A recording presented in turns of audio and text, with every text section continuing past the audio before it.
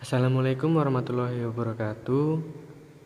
Perkenalkan, kami dari kelompok 10 yang beranggotakan diantaranya Anggit Ikhlasul Amal, NIM 19 17 30 11 41, Purwaningrum 19 17 30 11 08.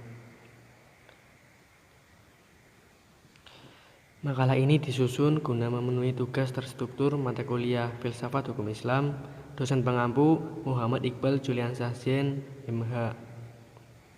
Program Studi Hukum Ekonomi Syariah, Fakultas Syariah, Universitas Islam Negeri Profesor Kiai Hadi Saifuddin Zuhri, Purwokerto. Judul makalah yang kelompok kami diskusikan yaitu Hubungan Hukum dan Etika dalam Diskursus Filsafat Hukum Islam. Sebelum merujuk ke pembahasan, di sini kami akan menyinggung sedikit mengenai latar belakang masalah. Diskursus pemikiran mengenai pendidikan hukum dan etika ditinjau dari perspektif pemikiran hukum terpusat pada pertentangan pemikiran antara positivisme dan hukum kodrat atau natural law. Hubungan hukum dan etika juga berkaitan dengan hubungan dialektis di antara kedua kaidah tersebut yang membentuk adanya relasi fungsional resiprokal antara hukum dan etika. Artinya, ada pengaruh timbal balik antara hukum dan etika dalam berbagai aspek kehidupan manusia. Ada kontribusi etika terhadap hukum dan kontribusi hukum terhadap etika. Baik, untuk selanjutnya adalah pembahasan yang akan dipaparkan oleh Saudari Purwaningrum. Assalamualaikum warahmatullahi wabarakatuh.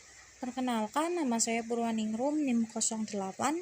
Di sini saya akan menjelaskan tentang pengertian hukum. Hukum secara etimologis, kata hukum bersumber dari kata hakama yang berarti menolak. Terbentuklah kata al-hakamu yang berarti menolak kezaliman atau penganiayaan. Secara terminologi, hukum adalah suatu aturan dan aturan perbuatan yang menjurus perbuatan-perbuatan tersebut ke tujuan yang semestinya.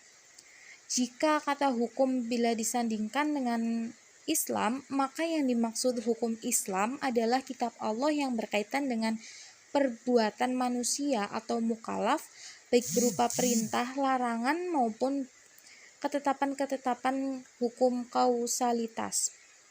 Selanjutnya, menurut para ahli yaitu Sudikeno Mertokusumo, kaidah hukum merupakan ketentuan atau pedoman tentang apa yang seyogianya atau seharusnya dilakukan.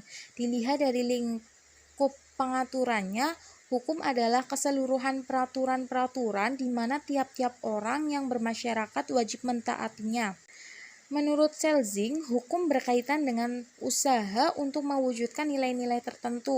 Oliver Wendell Holmes mengemukakan bahwa kehidupan hukum bukan sesuatu yang menjadi logis, tetapi sesuatu yang menjadi pengalaman. Filsafat hukum adalah landasan dan batas-batas kaidah hukum yang dibahas dalam kerangka kerja filsafat secara umum, baik mencakup ontologi, epistemologi, aksiologi, ideologi, teologi, teori, dan logika hukum.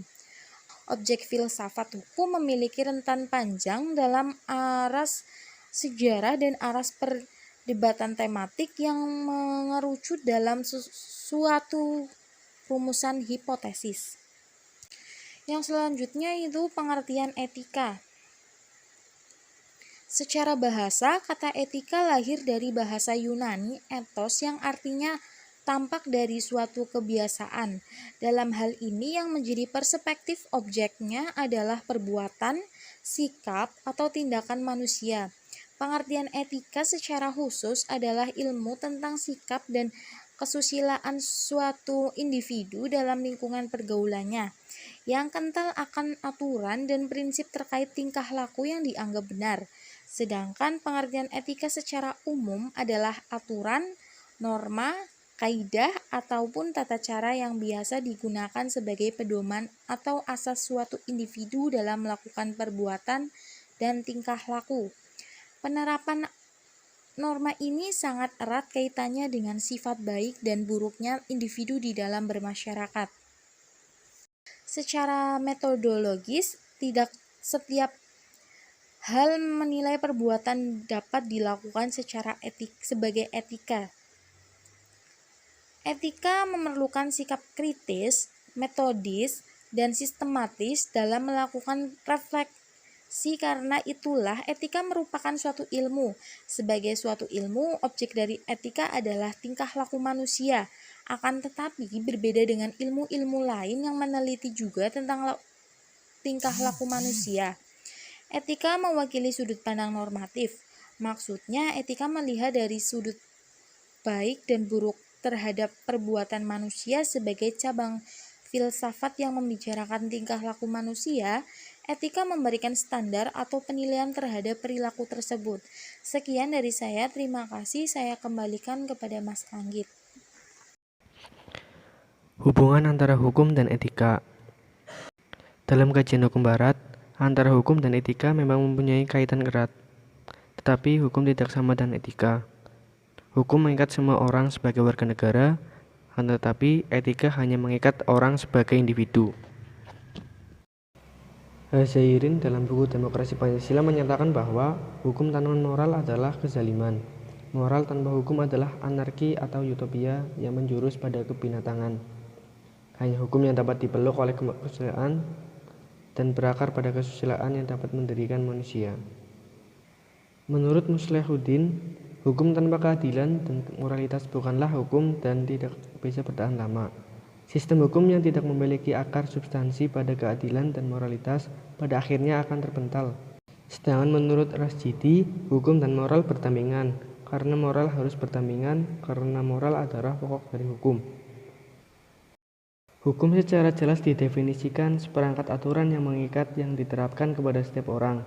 Sedangkan etika merupakan opini yang bersifat pribadi yang mengarahkan kehidupan kita sendiri. Sebagai bentuk dari kontrol sosial, hukum memiliki berbagai keunggulan jika dibandingkan dengan etika. Hukum menyediakan aturan yang tepat dan terperinci dibandingkan etika, dan aparat penegak hukum tidak hanya melaksanakan aturan-aturan tersebut dengan kekuasaan dari pemerintah, tetapi juga menginterpretasikan ketika kalimatnya tidak jelas. Segala sesuatu yang tidak sesuai dengan etika adalah tidak sah atau ilegal. Sebaliknya, di negara di mana sistem hukum belum begitu maju, etika merupakan sumber utama sebagai pedoman, bukan hukum. Etika diperlukan tidak hanya karena berbagai situasi yang tidak dicakup oleh hukum, tetapi juga sebagai pedoman untuk menciptakan hukum yang baru.